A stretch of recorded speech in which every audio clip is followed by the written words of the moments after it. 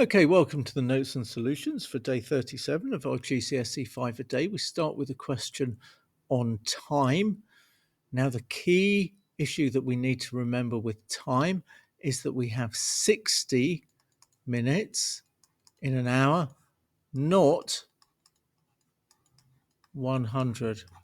Okay, and it's very easy for us to get into our base 10, base 100 mathematics and get our time calculations wrong. So we are here at 0830, which means that we need to add on another 30 minutes to get to 9 o'clock. Well, we're going on 49 minutes. We've already gone 30, so we'd do another 19 minutes to get to 0919. And we can see there that those are our 49 minutes that we've added on. So our answer there is 919. Just so that you can see that that calculation can be done on a scientific calculator, let me show you where the time button is on this calculator. And the time button is here. And let's see how we now go and use this. So 8 time 30 time. So that's how I enter a time, 8 hours, 30 minutes. And I'm going to add 49 minutes to it. Now, I can't just go 49 time. I have to do 0 time 49 time. So it's 0 hours and 49 minutes. If I hadn't put the 0 hours in there, it would have read that as 49 hours. So there we are, 8 hours, 30 minutes plus 0 hours, 49 minutes equals, and there is our answer in a slightly strange format, but you'll get used to that. That's hours, minutes, seconds. And so that again checks our 919. If you want to go and check some more of that on Century, then the nugget to go for is 37.09. If you have trouble finding that, please ask your teacher and they can assign that for you. Okay, so let's see what's going on here. We start with 9 times 65 equals 585. And then on the next line, what we've done is that we're dealing with a number which is bigger, but otherwise everything is the same. Well, what's happened here is that we've moved our 9 from the ones column to the tens column. So in going from here to here, we have actually multiplied by 10. So that means we need to do the same thing in our answer here, 585 multiplying by 10, everything moving a digit along to the left, resulting in the answer 5850. Key nugget to go and practice here is 2.11 on Century.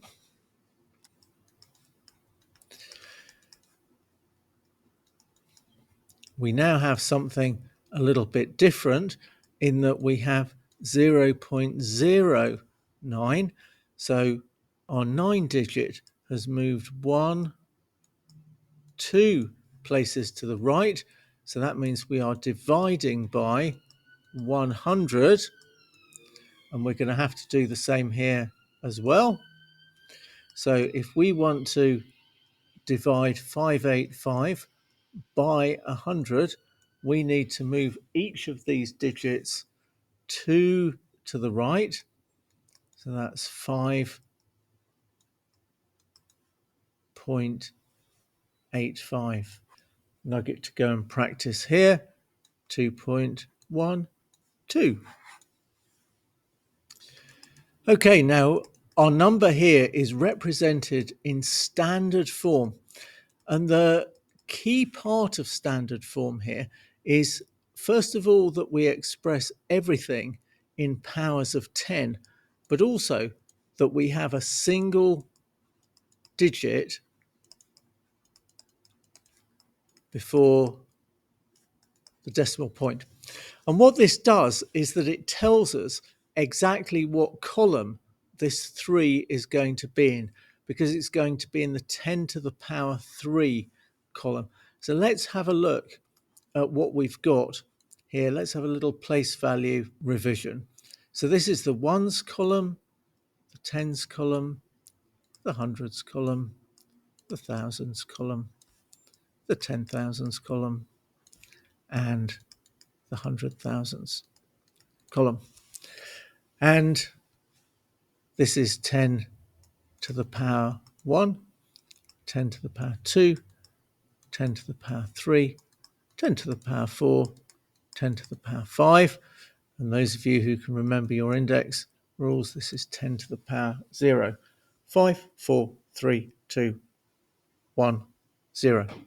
So our standard form is telling us that this 3 belongs in the 10 to the power 3 column, which must mean that the 5 lives in the next column, and we need 2 placeholders to keep everything tidy.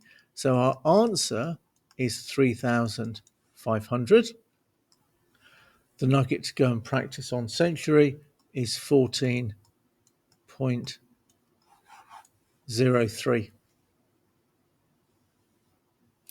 Okay, now the best piece of advice I can give students here is to go slowly. Do not jump to where this X is.